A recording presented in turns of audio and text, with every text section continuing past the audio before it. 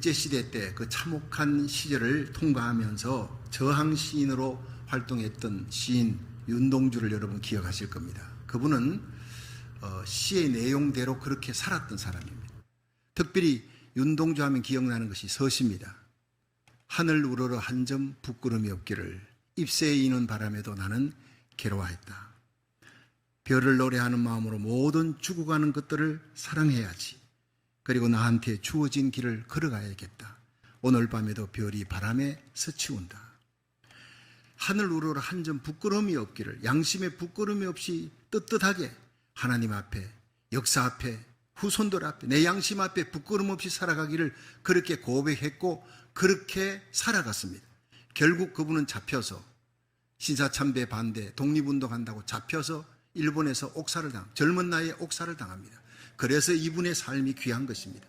그의 시대로 살았기 때문에. 여러분, 특히 사도 바울은 빌립보 1장 20절에 나의 간절한 기대와 소망이 있다.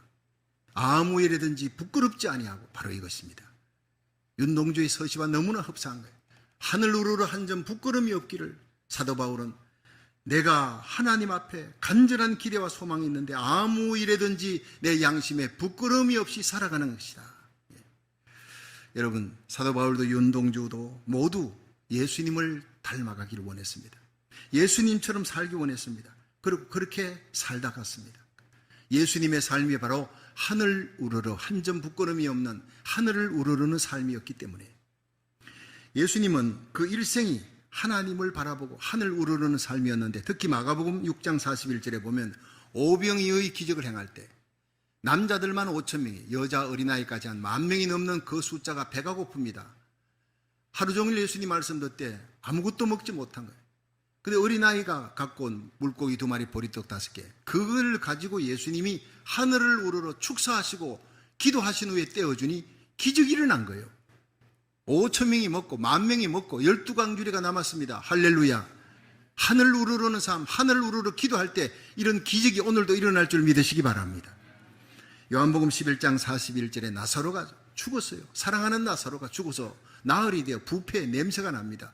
예수님은 거기 가셔서 돌문을 옮겨놓으라. 그리고는 하늘을 우러러 아버지여 내 말을 들으신 것을 감사하나이다. 하늘 우러러 기도하신 후에 나사로야 나오너라 소리친 거예요. 죽은 나사로가 살아난 겁니다. 하늘을 우러러 감사기도할 때 이런 기적이 일어났어요. 요한복음 17장 1절에 예수님이 결단하시고 이제 십자가를 지기 위해 가시는 그 길에 대제사장의 기도가 나옵니다. 하늘을 우러러 가라사대 때가 이르렀사오니 아들을 영화롭게 하사 아들로 아버지를 영화롭게 하옵소서. 이 기도가 바로 하늘 우러르는 기도였어요.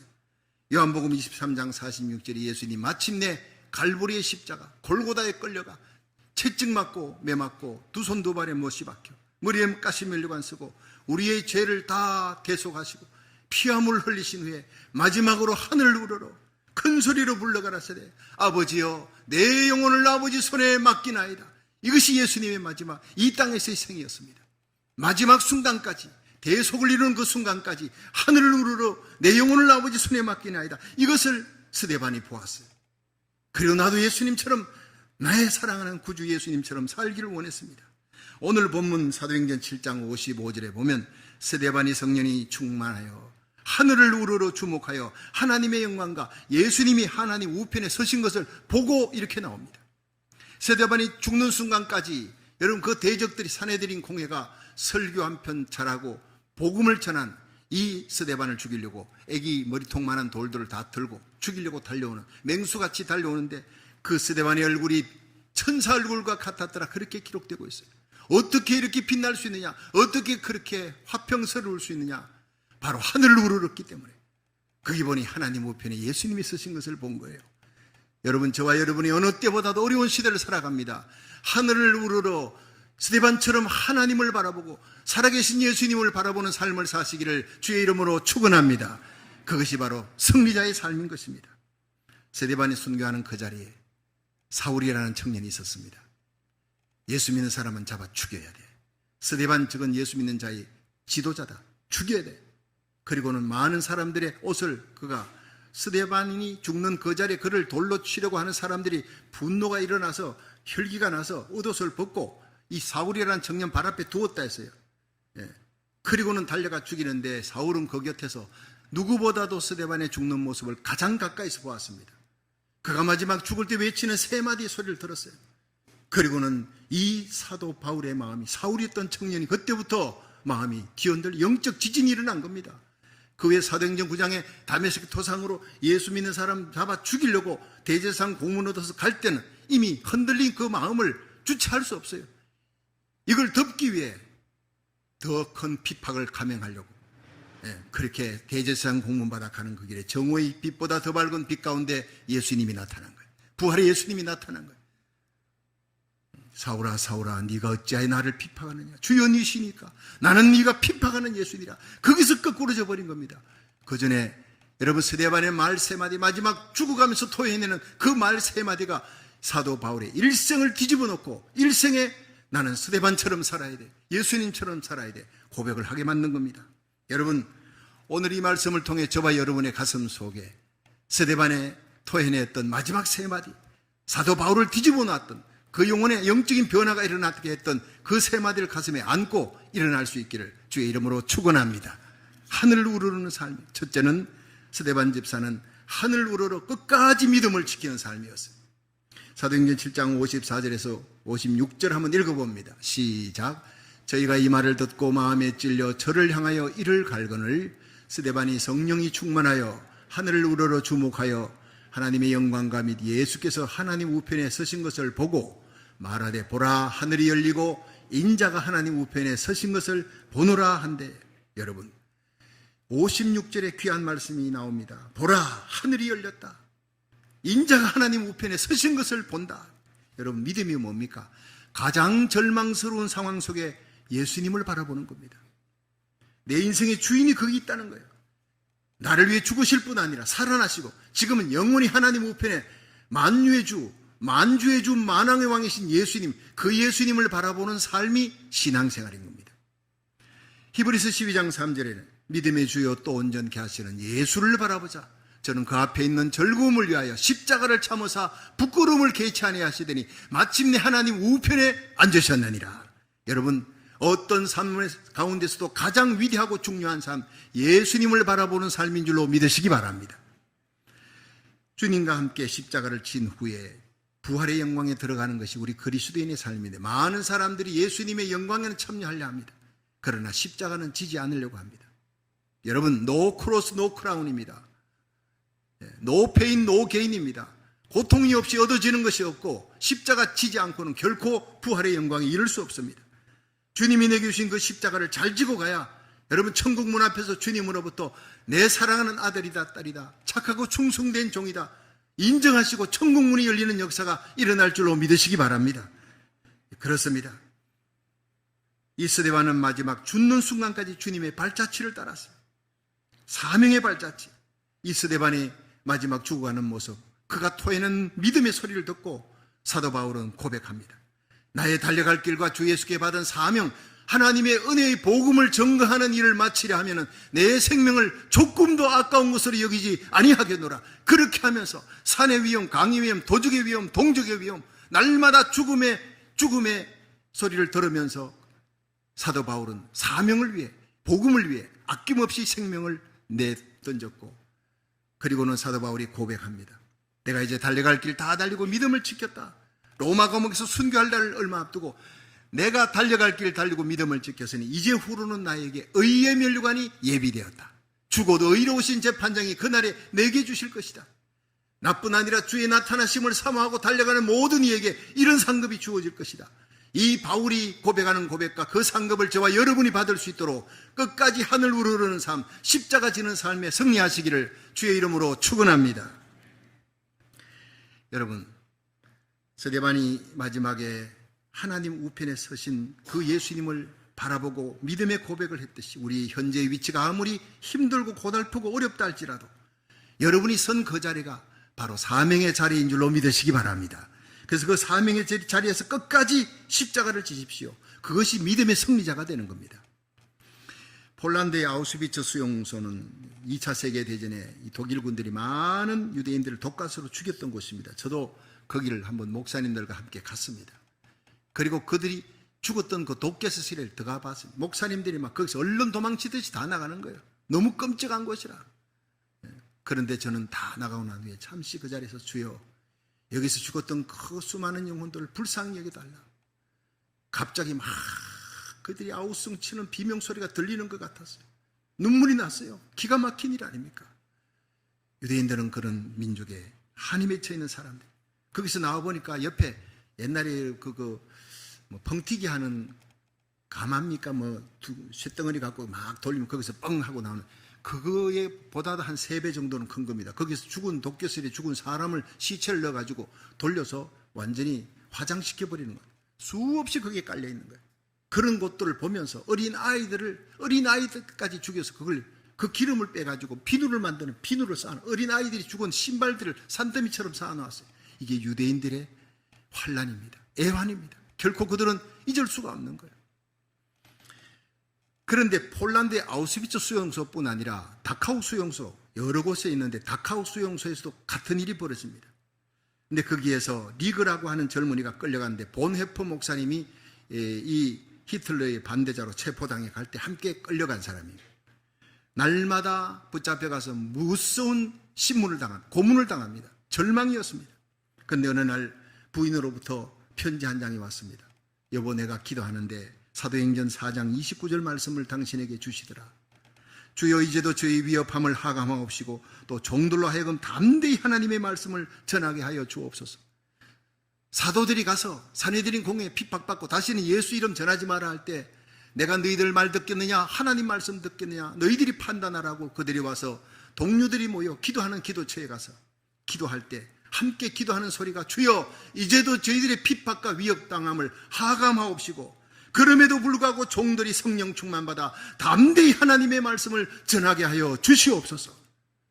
여러분, 이것이 나에게 무슨 소용이 있느냐? 리그는 그 편지를 받아들고 나의 절망스러운 상황 속에 이것은 아무것도 위로가 될 수 없어 구겨가지고 쓰레기통에 바로 던져 넣었습니다. 그런데 며칠이 지난 후에 복도를 걸어가는데 어떤 죄수가 조그마한 성냥갑을 리그의 손에다 쥐어주는 거예요. 돌아와가지고 보니까 그 안에 성냥은 없고 종이가 한 장인데 그 종이 안에 사도행전 4장 29절이 기록되어 있습니다. 주여, 이제도 저희 위협함을 하감하옵시고 또 종들로 하여금 담대히 하나님의 말씀을 전하게 하옵소서. 전율이 흐르는 것. 아내에게서 받은 편지는 쓰레기통에 넣었는데 또다시 한 죄수, 나중에 알고 보니 목사님이었습니다. 끌려간 그 목사님에서 받았는데 서로 다른 사람이에요. 어떻게 이런 일이 일어날 수 있느냐? 이것은 하나님이 내게 주신 말씀이다. 전율을 느끼면서 크게 무릎을 꿇고 기도했습니다. 그러면서 하나님은 이곳에서 살아계신다. 그래서 내가 2가지를 리그는 작정했습니다. 나는 어떤 자리에서든지 어떤 상황에서든지 당당하게 살 것이다. 부끄럽지 않게 담대하게 살 것이다. 2번째, 나는 여기서도 생명의 복음, 십자가의 복음, 부활의 복음, 예수님을 담대히 전할 것이다. 그렇게 작정했습니다. 리그는 자기를 신문하고 고문하는 독일군 앞에서도 담대히 예수님의 복음을 전했습니다. 유명한 얘기입니다. 전쟁이 끝났습니다. 특별히 이 리그라고 하는 사람은 2차 대전이 끝난 후에 그곳을 개방합니다. 자기가 있던 수용소를 또 아우슈비츠 수용소 다 개방할 때 자기가 있던 그 다카우 수용소에 자기가 스스로 발렌티어가 돼서 안내하겠다고, 사람들이 오면 그 자리를 안내해 줍니다. 안내해 주면서 자기가 거기서 하나님을 만났던, 하나님의 말씀을 들었던 사도행전 4장 29절을 얘기하면 이 말씀으로 내가 어떤 어려움 속에서도 사명을 감당했고 복음을 전했습니다. 전하는 증거자, 전도자가 됐다는 거예요. 여러분, 어떻게 이 엄청난 기적이 일어날 수 있었느냐? 그 어려운 상황 속에 하나님이 나와 함께 하신다. 하나님이 내게 사명을 주셨다. 이 어려운 상황 속에 있는 포로들, 죄수들에게, 그리고 자기를 신문하는 독일군에게까지도 하나님의 복음을 전하라는 사명을 주었다는 사명감 때문인 줄로 믿으시기 바랍니다. 오늘 저와 여러분이 이 시대, 이 어려운 시대를 살아가면서 하나님이 내게 이 자리에 있게 해주셨다. 그 직장에, 여러분의 삶의 자리는 하나님이 주신 자리다. 믿으시면 아멘 하십시오. 그러면 살아갈 이유가 있는 겁니다. 당당하게 살아가는 겁니다. 예수 복음을 전가하는 전도자의 자리로 아시고 그렇게 살아가시기를 주의 이름으로 축원합니다. 2번째로, 이 스데반은 하늘 우러러 끝까지 사랑했습니다. 중요한 얘기입니다. 사도행전 7장 60절 한번 읽어봅니다. 시작. 무릎을 꿇고 크게 불러 가로되 주여 이 죄를 저들에게 돌리지 마옵소서 이 말을 하고 자니라. 여러분, 스데반 집사가 죽는 순간에 토해내는 그 말 속에 향기가 있습니다. 사람들은 그 마음에 있는 것이 입으로 나옵니다. 그 말을 들으면 그 사람의 향기가 나옵니다. 남을 비난하고 원망 불평하는 사람은 악취가 나는 거예요. 그 악취가 향기가 아니고. 그런데 남을 칭찬합니다. 사랑합니다. 용기를 줍니다. 그 사람은 살맛나게 합니다. 아름다운 향기가, 꽃향기보다 더 귀한 향기가 나는 거예요. 이 스데반의 세 마디는 정말 아름다운 향기, 일생을 사도 바울의 가슴 속에 맺혀서 그 가슴을 울리게 만든 향기였습니다. 스데반의 마지막 향기가 뭡니까? 하늘 우러러 사랑하는 거예요. 주여 저들의 죄를 저들에게 돌리지 마옵소서. 애기 머리통만한 돌을 들고 스데반 죽이겠다고 달려오는 그 수십 명의 무리를 향해 저들의 죄를 저들에게 돌리지 말래. 사랑할 수 없는 자를 사랑하는 거예요. 예수님처럼 그렇게 죽어가는 겁니다. 한국교회사에 74개의 교회를 세운 최건능 목사님, 일제시대 신사참배 반대해서 옥고를 치렀죠. 거기서 죽습니다. 그런데 형사들이 고문할 때 막 두드려 패니까 그때마다 예수 천당을 소리치는 걸 유명합니다. 때리면 예수, 때리면 천당, 예수 천당, 불신이면 지옥이라는 거예요. 그래서 형사가 목사님 저 조선인입니다. 목사님 때리면서도 내가 아파요. 내가 형사니까 어쩔 수 없어. 그렇지만 때릴 때 예수 천당하지 마시고 아이고 죽겠다 소리치면 우리가 좀 덜 때릴 수 있습니다. 덜 아프게. 상관들이 지켜보고 있잖아요. 그러니까 예수 천당하지 마시고 비명을 좀 질러주셔야 돼요. 아니요. 당신은 나를 때리시오. 나는 지금 목 끝까지 예수님이 딱 차 있기 때문에 건드리기만 하면 예수 천당이 터져 나옵니다. 이게 내 사명입니다. 여러분, 그렇게 하다가 세상 떠났습니다. 얼마나 위대한 믿음의 선열들입니까? 지금 우리 심령을 건드리면 우리 마음에 있던 것이 입으로 터져 나오는데 뭐가 나옵니까? 한숨이 나옵니까? 여러분, 염려, 걱정, 근심이 나옵니까? 원망, 불평이 나옵니까? 페이크입니다. 가짜 그리스도인입니다.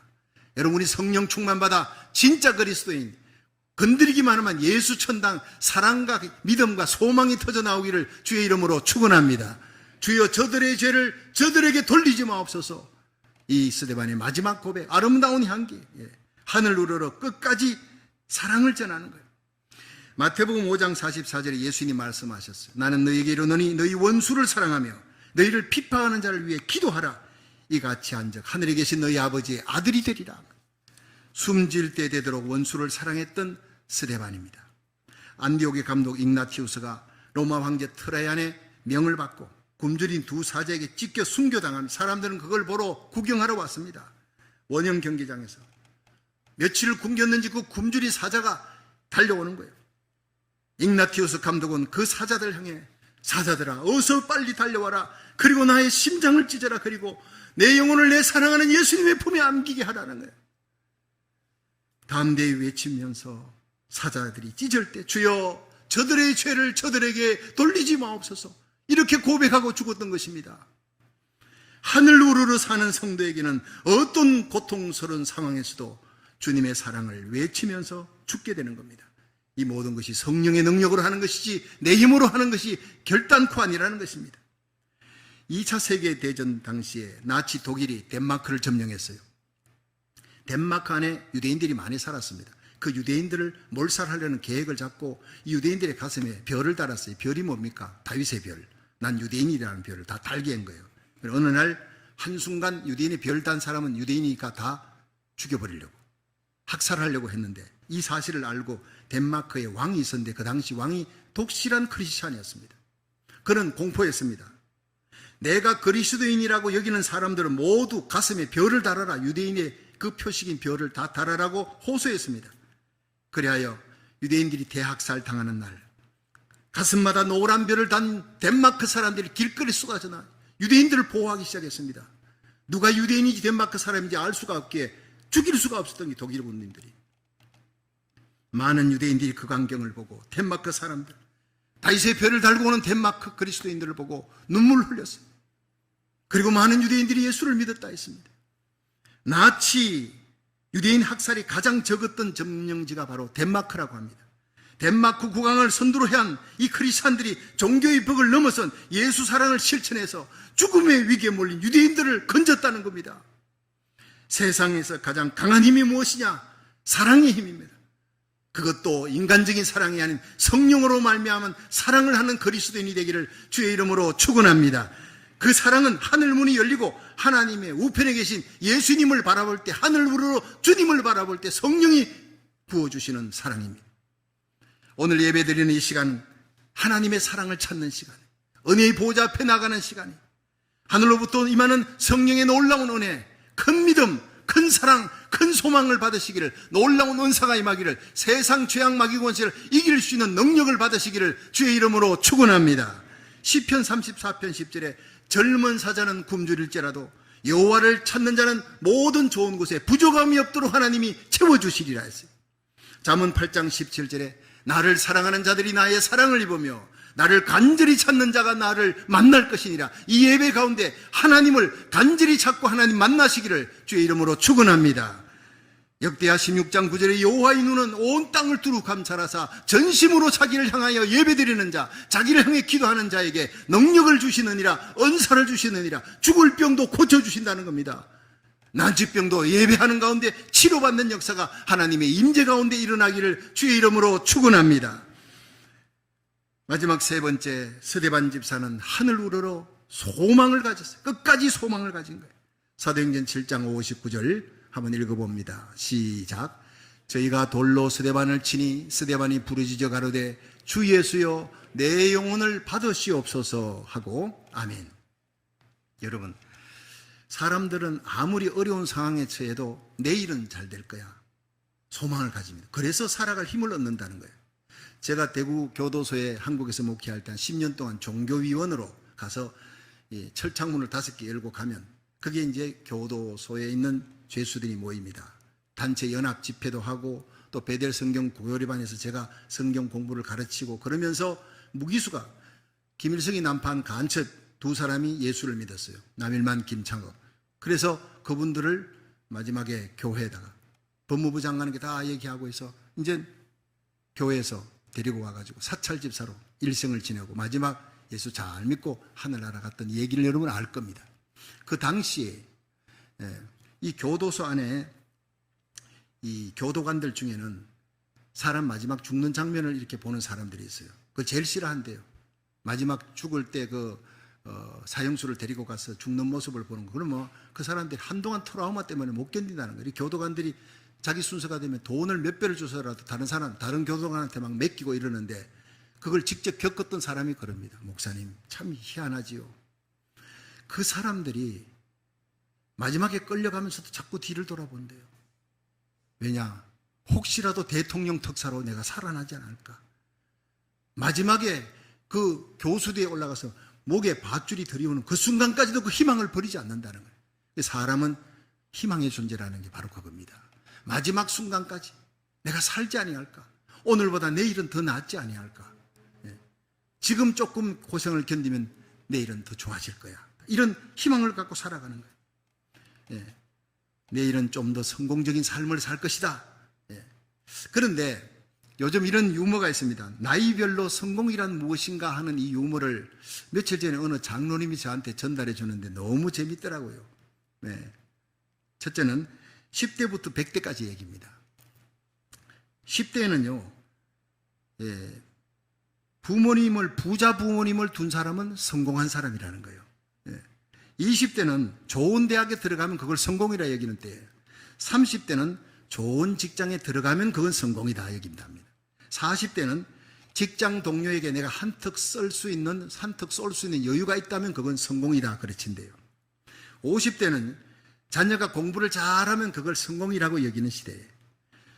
60대는 아직 직장에 다니고 있으면 그걸 성공이라고 여긴답니다. 70대는 살아있는 아내가 해주는 밥을 먹으면 그걸 성공이라고 여깁니다. 70대부터는 이제 아내가 남편이 세상을 막 떠나기 시작합니다. 근데 80대는 아직 살아있으면 성공이라고 여기는 거예요. 오늘 우리에게 성공한 사람이 많네요. 90대는요, 살아있는 친구에게 편지나 전화가 오면 성공한 사람이라는 겁니다. 100대는요, 아침에 눈 뜨면 그건 성공하는 인생이라는 겁니다. 여러분, 세상 사람들은 이걸 성공이라 합니다. 그래도 100세까지는 살고 싶어요. 이제 앞으로 이 120세까지 사는 장수시대가 온다 그러지 않습니까? 예, 부귀, 단함, 부병, 장수, 이거는 샤머니즘 무당들이 하는 복입니다. 그러나 예수 믿는 사람들의 성공은 그게 아닙니다. 스데반이 젊은 나이에 죽었습니다. 세상적으로 가치관으로는 이거 성공했다 할 수 없지 않습니까? 설교 한 편 잘하고, 여러분 설교 잘하고 나면 성도들이 은혜 받았습니다. 참 목사님 힘을 주셔서 감사합니다. 칭찬 듣는데 스데반은 설교 잘하고 돌 맞아 죽는 거예요. 그걸 성경은요, 성공했다 그럽니다. 사도 바울이 그 길을 따라갑니다. 많은 목회자들이 스데반처럼 살기를 원합니다. 왜 그렇습니까?